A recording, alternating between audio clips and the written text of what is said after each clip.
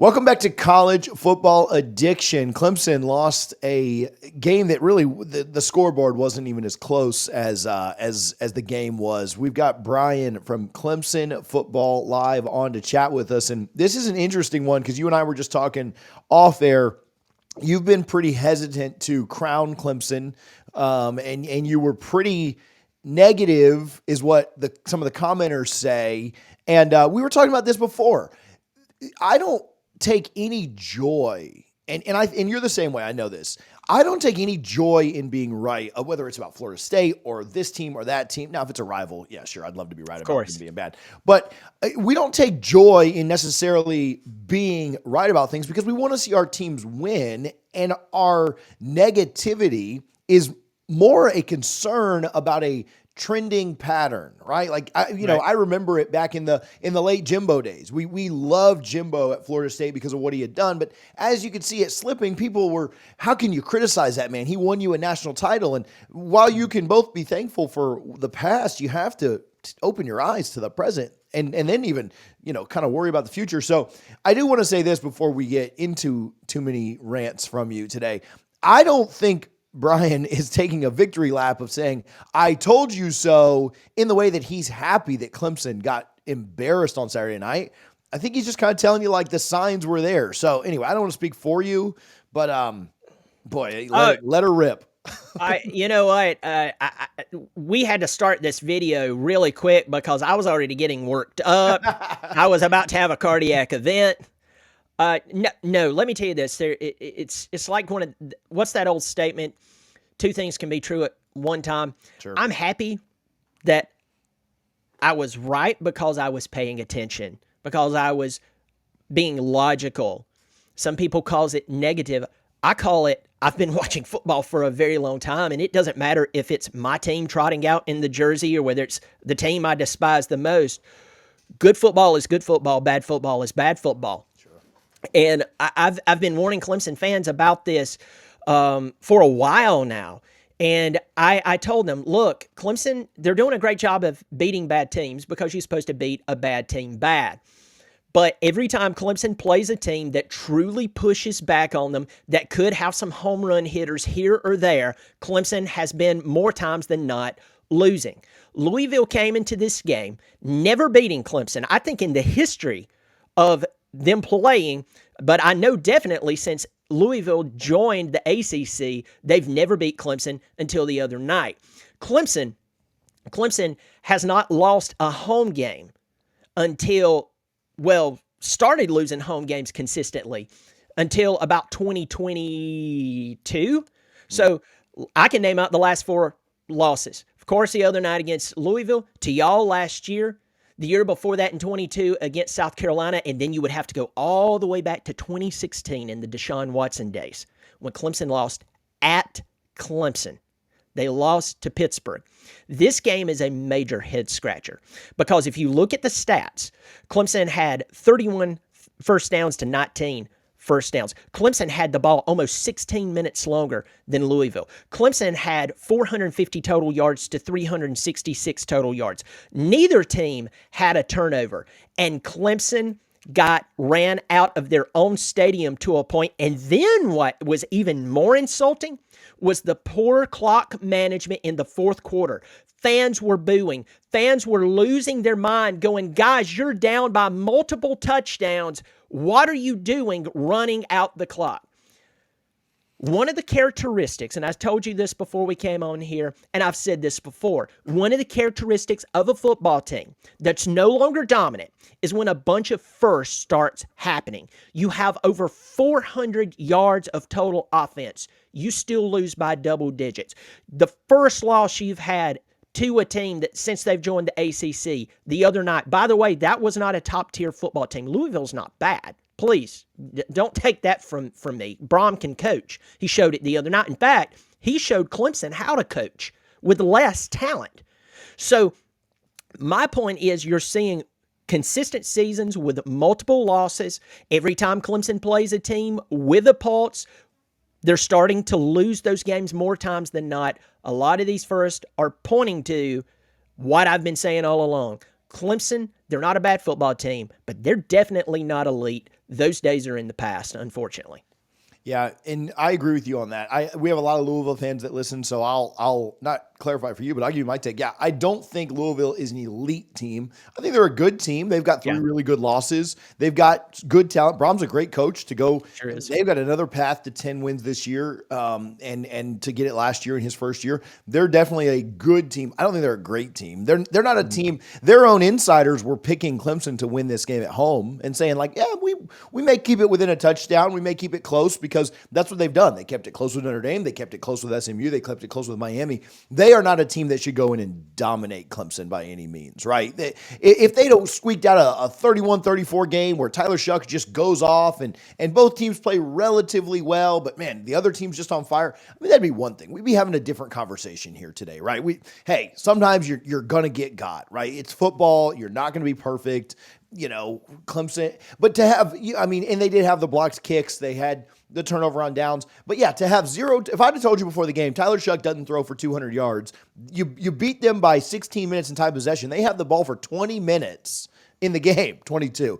They have the ball for 20 minutes and y'all don't turn the ball over once. You just said, oh yeah, I feel pretty good about a win here. Like you're going to outgain them by over 100. Like, yeah, we're probably going to win. Like, we don't turn it over. We hold the ball way longer than they do. They can't throw the ball at all. Yeah, we're going to win. Like, that's an easy win.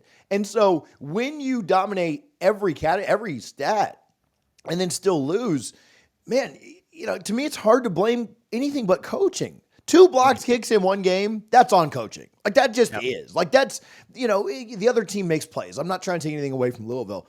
But, yeah, like, that's something that Louisville has seen on tape, and they had a plan to go out there and block kicks. This is not the first time. Florida State did this. Florida State has 1 win, and Florida State was blocking kicks. And so Clemson's coaches, I'm getting worked up. You're gonna have to give me your cardiologist because what are they doing? And I don't like Clemson in the sense of like being a fan, but like, sure, there's a respect for Clemson. I was talking about this. I'm on such a far tangent now, but at this point, we're just at a bar. Just go for it, man. Let it out. I think Miami fans enjoy what's happening to Florida State to some degree, but not the fullest degree. I get Miami fans on this channel that comment all the time like, yeah, it's fun to point and laugh at Florida State a little bit, but like, we kind of wish you were a little bit better. First of all, our game with you guys was incredibly boring. Second of all, like, this isn't what we want. We want you to be good and beat you when you're good. And we're not going to root for you every week. But like, this is not even like point and laugh. This is just pathetic. This is sad. Like, this isn't football. And so, yeah, I'm not going to sit here and put on orange on Saturdays to cheer for Dabo and Clemson because we still do have that rivalry. But like, no one enjoys this. And there were a lot of people. Well, no. I've got some other things and thoughts and questions that I want to get from you. But just, I don't know. It just total. I wouldn't say I see this. I wouldn't say I saw this coming Saturday night. Maybe this is the best way to wrap up the rant. Wouldn't say I saw it coming, but 48 hours later, I can't tell you that I'm that surprised. Maybe that's the most damning part of it. I can't tell you. Like, I think eventually this was coming, and if it wasn't this weekend, maybe it was the last weekend of the year after Thanksgiving. Maybe it was against Pitt. Maybe it was in the bowl game or the playoff like you talked about. But shoot, the way South Carolina's playing right now, maybe it's better it happened now as opposed to the last weekend of the year. So I didn't expect it, but I'm not really that surprised. I mean, I had a comment, and I really don't highlight a bunch of comments that I get because, well, you know how it is. I mean, comments are a dime a dozen, but I had a comment that said, hey, look, Clemson has lost 2 games this year to 2 good teams. The world's not over. And I'm sitting there going, wait a second. Every time Clemson plays a good team, they lose. What does that say about you? Yeah. I mean, really get off of the fandom juice long enough to go, every time we play a good team, almost every time we lose. What does that say about you? It says that you're not as good as you think you are. Preseason 24/7 put out their composite rankings. For some of you who don't know what that is, that takes a team and it says, Ask the question, how many 5 stars, how many 4 stars are on the team? And then it ranks the most talented teams in the country. Clemson is number 5 right now. You can go look that up yourself. 24/7 Sports. You can look that up right now. Clemson's ranked number 5 in talent. They're up there with the big boys. Did that look like the team the other night that was playing? It goes back to coaching for me. One of the sayings I'm always spewing on my channel, and people get sick of it and blah, blah, blah, blah, blah, is that coaching matters. And if coaching doesn't matter, stop paying them gobs of money if it doesn't matter. I also did a video yesterday, TJ, and I asked the question, it's on the thumbnail, has money ruined Clemson? There's no incentive for Clemson's coaches to coach any better. Now, I am lumping all of their coaches in one batch. That's not what I'm trying to do, actually. Clemson has some good coaches here and there. Matt Luke being one of them, Nick Eason being one of them, Mike Reed being one of them. I might have left out one or two there, but overall, Clemson's major decision makers has absolutely no reason, no incentive to do any better. Do I want anyone fired? No, I don't want people fired. But I will tell you this, the leverage is completely and totally on the side of the coaches because they know that if they were to be let go, Clemson would have to pay out a hefty buyout no matter who they are. They would have to pay a hefty buyout. And it's just like with Norvell. I told you this before we went live. Norvell has a massive buyout. Mm-hmm.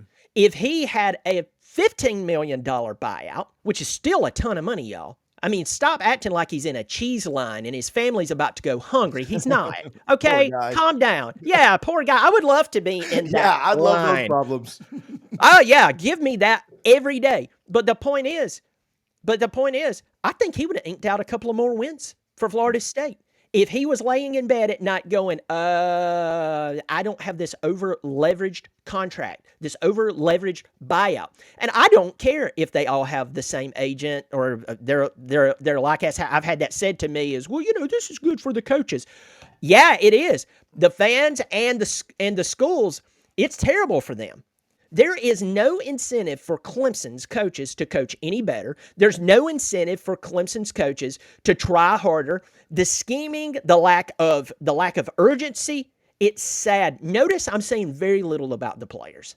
Notice I'm saying very little about them because being part of a team, it's like being part of a business. And I appeal to anyone who doesn't even like me. That's totally fine. You don't have to like my opinion, especially if you're a Clemson fan. I've had more and more come back to me going, you know what? I thought you were annoying. I thought you were a negative pessimist. You ended up being right. And by the way, like TJ said, I wish I were wrong. I wish Clemson would have won that game the other night. I wish Clemson had improved to the point that they would go to the college football playoff, dominate, and possibly take the thing. That's what I wish. But I'm throwing this out there to you, that Clemson, something is wrong with them. And I believe after Clemson won by 4 touchdowns against the kings of college football, if you go back and you trace it back, and yesterday I did. I had the schedules. I traced it back. Complacency hit the team.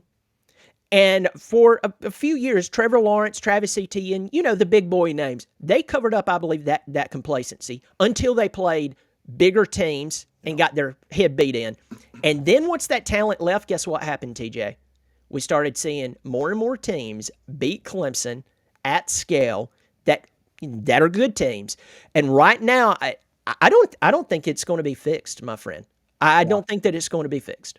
It reminds me, and people on the channel might get tired of hearing it, but whatever, you're still here listening. So, and again, you can see that what's around me, and so it's hard for me to think about things outside of a Florida State context. But it does so much remind me, and I think Dabo's sustained success was longer, so it's not a perfect comparison.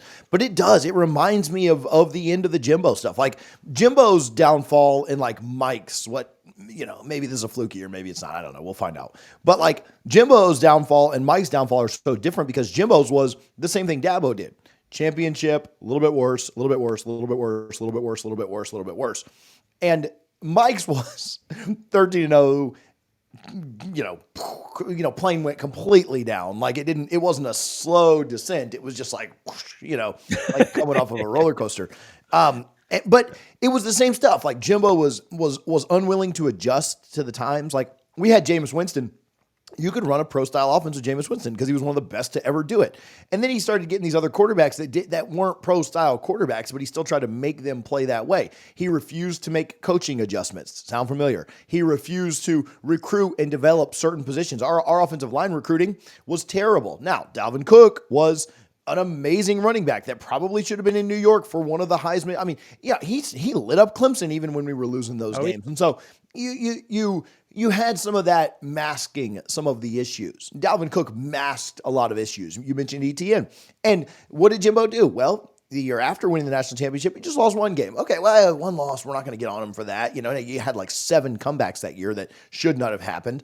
But you masked that year. Okay, well, the next year you lose 2. And the next year you lose 3. And the next year you lose 4. And then the next year you lose 5 and he's out of town. So it's so similar to me. Now, Jimbo, when he got to A&M, and that didn't work out for a host of other reasons, but he did kind of adjust at that point. Like he got to a new program and kind of at that point said like, okay, I think he had that light bulb moment of like, I've got to adjust and either stop being when, Florida State fans complained about, why won't he get rid of this coach? Why won't he get rid of that coach? The offensive line development's terrible. When he went to A&M, he took one coach with him.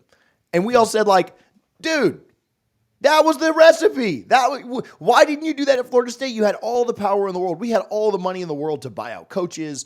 Not that we were like, Ohio State rich or anything, but like buying out coaches or just not renewing coaches is not that expensive, right? At the coordinator level, contracts 8 years ago weren't the same as they are now.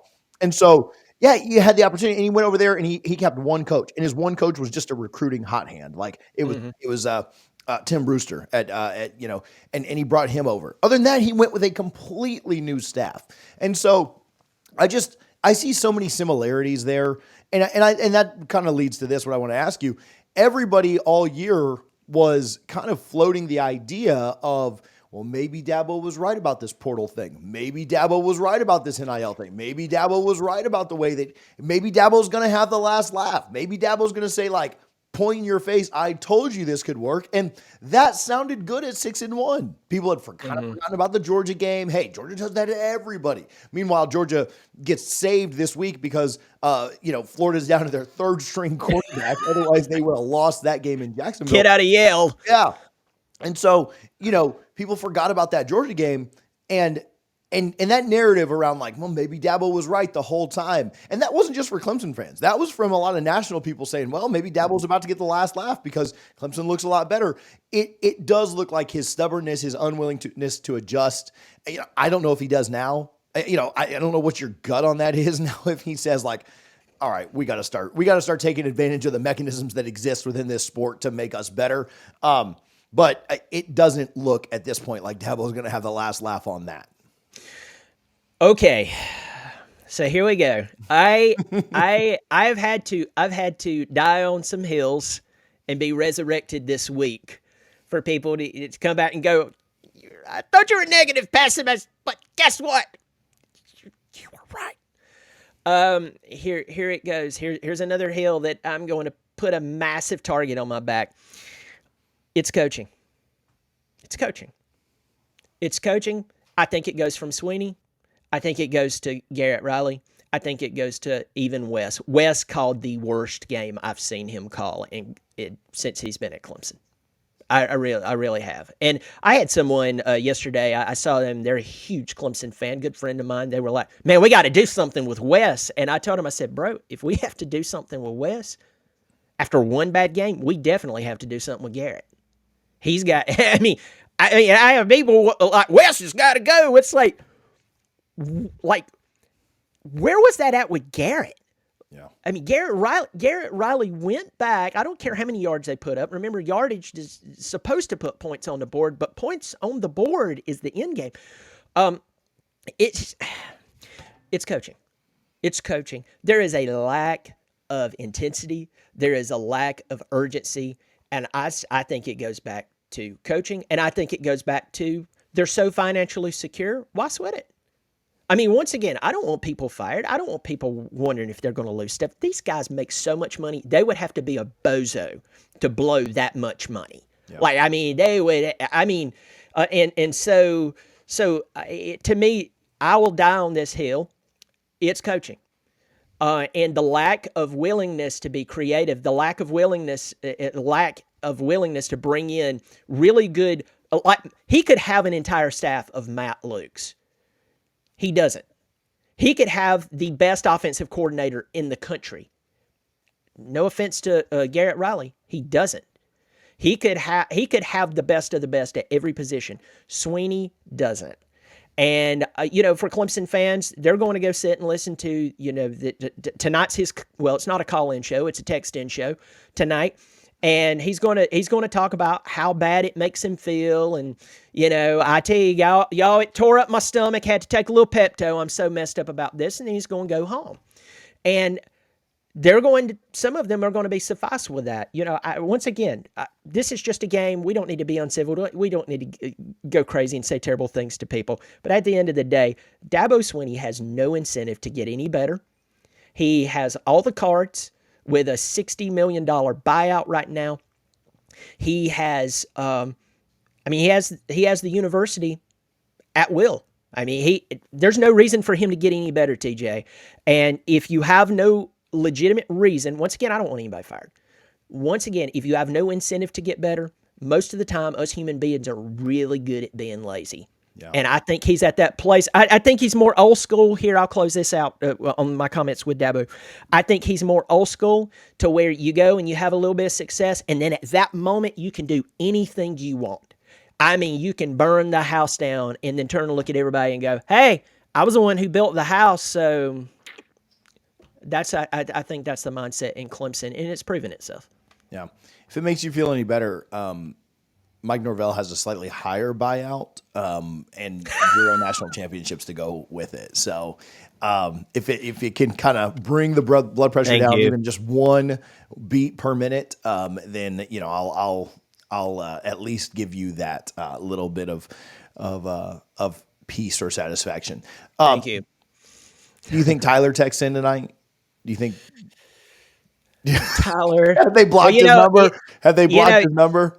Last week was the 1-year anniversary of the call from Tyler from Spartanburg, and it's just ironic that Clemson a week after the week of the 1-year anniversary loses a game like they did. I went over the stats and stuff. That's very, very interesting. It's also very interesting that the end of our season, TJ, it's a lot more difficult. South Carolina, sure. I cannot stand the feathered foe of Columbia, but the feathered foe looked pretty doggone good the other night. And if they played Clemson the other night the same way they were playing A&M, they'd beat Clemson by 4 touchdowns. And if Clemson fans are okay with that, that lets me know that the fan base as a whole has a loser mentality, and that it's time. Why do that? Why do that? Yeah, you can't win them all. But the ACC is terrible. Why are you doing this? This doesn't make sense. So, I think that Tyler's number has been blocked. I have put out an open call to Tyler for over a year. Come be on my show. I'll even do it without the camera on. Everybody can recognize your voice. Still no response from Tyler. But Tyler, it stands. If you'd like to come on my show and talk, I'll keep you anonymous, bro. But everybody will know that it's you. Yeah. No, Same exact here, Tyler. If you want, you're welcome here too. I'm going to pull Brian in if you do, but yeah, you're welcome, Tyler. I won't block your number, bro. So, and you mentioned the end of the schedule. Maybe we'll wrap up with this, but any game on the schedule could certainly be a win. Clemson could win any of these games, but they could lose any of these games too. And that's what's troubling. Pitt got a little exposed this week. I don't think they're great. Virginia Tech, their fans are firing Brent Pry too. They're pissed off, and South Carolina feels good right now, but man, Missouri's had an absolute chokehold on them. Vandy looks like a good team. They'll certainly beat Wofford, but they could, their fans could be melting down if they lose 3 of the next 4 as well. And so it certainly kind of could ebb and flow. And I will say, if Clemson comes out and wins their last 3 games, people feel a little bit better. They'll go 10-2. I can't imagine them making the playoffs at this point, with just kind of how they've looked and not really beating any real quality opponents. But, it is worrisome. And maybe it's, I feel like I'm the guy that puts a positive spin on everything, which has been really tough being a Florida State fan this year. But maybe it's what's needed. Maybe you need that embarrassment, to get Dabo to kind of change and get him to improve. Again, the money stuff is troubling because again, and I do think these guys' personal pride means a little bit. Like they don't want to be embarrassed. And so that is a motivator. But at the end of the day, is it a motivator enough when like, hey, failing as a Division I Power 4 college football coach that has won championships, that has a buyout of $60 million, failing is it's not a good thing because you'd rather win and make more money. But failing as a college football coach is a really nice thing to do. Like you and I have to put out good content or make good thumbnails or make good title. Like we have to succeed to be on the good side of things. College football coaches can fail, and again, I'd rather fail as a college football coach than succeed as a podcaster, right? Like that, Yeah. that's a good way to fail. Now they've put in the hours and they've earned. I get that too. Like Dabo and me are not going to trade spots, but yeah, it's hard, But maybe overall this is a good thing. I don't know. Maybe it forces some change. Maybe it forces some change in Dabo's mind. Maybe a couple of years of this will force some change in the minds of folks at Clemson.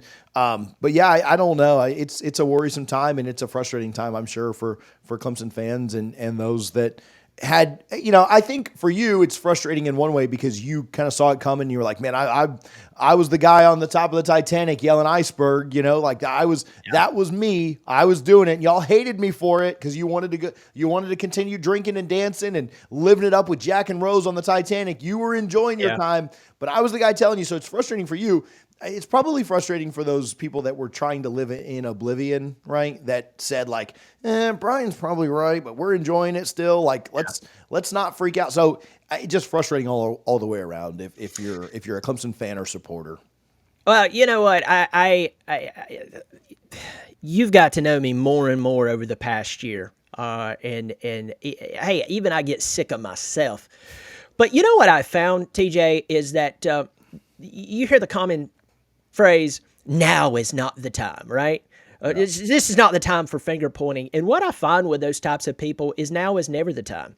You never get to look at the problem and say, really, hey, man, where's that leak in the ceiling coming from? Hey, now's not the time. We're having a good time, man. It's like, bro, listen, that ceiling's going to come crashing down if we don't find that leak. Now's not the time. And then when you turn around and say, well, hold on, you and this group over here were the ones who said to overlook the leak in the ceiling. Well, now is not the time for finger pointing. Folks, let's grow up here. I mean, Clemson is doing this, and they have been doing this for a while. All the while, people are choosing to be selectively naive. Clemson is not an elite team anymore. They should be an elite team. They have the talent. They have a favorable schedule. And here's something else to throw out here. And I just thought about this, TJ. They had an entire offseason to plan for Georgia. What happened? A 31-point loss. They had 2 weeks to plan for the best team that they had played since Georgia. What did they do? They lost. At one time, they were losing by 16 points to this team? And Clemson couldn't move the ball. At one time in the third quarter, Clemson had -2 offensive yards in the quarter. Folks, this doesn't make sense. Most of you are very smart people. If you're a Clemson fan, I'm talking to you. You don't have to be uncivil, but it's time to put some pressure on the administration, put some pressure on the staff that they're just coasting along. And like you said, TJ, once again, I'm calling for civil. I don't want anything uncivil, name calling, interrupting anyone while they're eating or saying something terrible about their wife or kids. I mean, that's dumb. It's just a game. But there needs to be a little pressure put on these guys because we all live with pressure. We all live with expectation. And like you said, I mean, heck, we have to fight just to, hey, that thumbnail looks bad. Let me change it just so we can get a few more viewers. These guys are coasting by. They know they can coast by. And I would tell you, the other night in Death Valley, people started booing. People started yelling. People started screaming when they treated the fourth quarter like they had the lead and they were trying to run out the clock, when all the while they were down by double digits. So there is some unrest in Clemson, but I mean, what is anyone going to do at this point? Yeah, just hope for the offseason, hope that they can get a few wins to at least, you beat your rival. You feel at least a little bit better, I suppose, at the end, not within the context of the year, but certainly feel better than if you lose to them. Right. And if you can get a couple wins at the end and, Florida State fans would switch with you immediately if we could. So all in perspective, but yeah, as a Clemson fan, again, it feels like those 20, we won 10 games in 2016. Lamar Jackson just scored another touchdown on us right now as we're talking. So, yeah, it all kind of within perspective. Yeah, Clemson still is a top, 20-ish program in college football. But the talent, like you said, being at 5 is probably where you say, like, okay, well, 20 is great, but we're doing less with more. So, yeah, it's frustrating, but hey, you and I can only do so much, right? Sitting behind the microphones. It's on the people with the money and the people with the power to do stuff. So, Brian, if you haven't pissed people off enough, or maybe they're actually enjoying your content this week, where can people find you and get more of this? Yeah, you can find me on YouTube at Clemson Football Live. Drop a line, let me know that you are there. It's always fun to run into people or interact online with people who saw me on your channel, and it's always a blast being on here. So I appreciate you having me on so I can sulk on your channel. Yeah, no, I appreciate you, man. Listen, we have fun either way, and I enjoy chatting with you too. So I appreciate your time a ton. I know I kept you a little bit late today, but I appreciate you for hanging out, buddy. Thanks for having me on.